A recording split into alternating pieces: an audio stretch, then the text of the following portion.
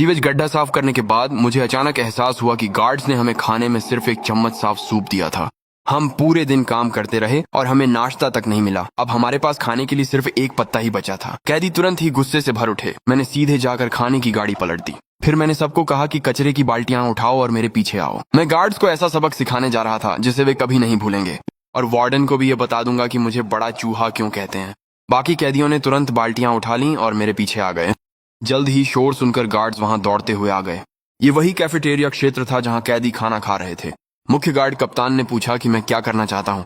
मुझे भूख लगी है, हमें खाना दो। लेकिन कप्तान ने इसे अनदेखा किया और चेतावनी दी कि अपनी जगह छोड़ना भागने जैसा होगा। काम पर लग जाओ। मैं बिना हिचकिचाए कचरा उस पर फेंक दिया। सब हैरान रह गए। किसी ने नहीं सोचा था कि मैं गार्ड पर हमला करूंगा। और भी कैदी देखने के लिए जमा हो गए। कैफेटेरिया में खाना खा रहे लोग भी मेरा हौसला बढ़ाने आ गए। ये लड़ाई जेल में मेरा रुतबा तय करती, पर अभी यह खत्म नहीं हुई थी। मैंने अपने आदमियों से और बाल्टियां लाने और हमला जारी रखने को कहा। आगे बढ़ो, गोली चलाओ, पास मत आना जब तक कि तुम खुद पर गंदगी नहीं गिरवाना चाहते।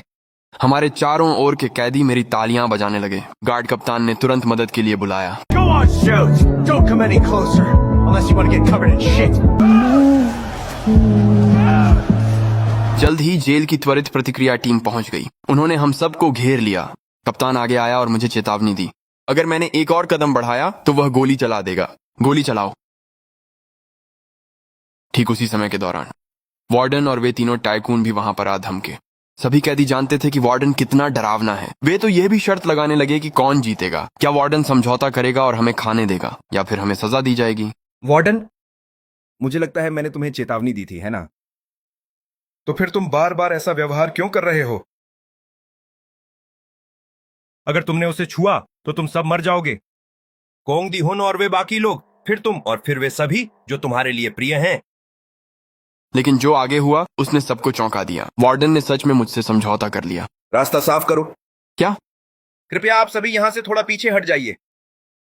पूरा माहौल एकदम से उत्साह से भर गया। इस लड़ाई के बाद जेल में मेरी हैसियत फिर से बढ़ गई और भी कैदी मेरे अनुयायी बन गए। अब मेरी ताकत गैंग के बॉस के करीब पहुंच गई थी। लेकिन फिर भी मुझे एकांत कारावास में डाल दिया गया।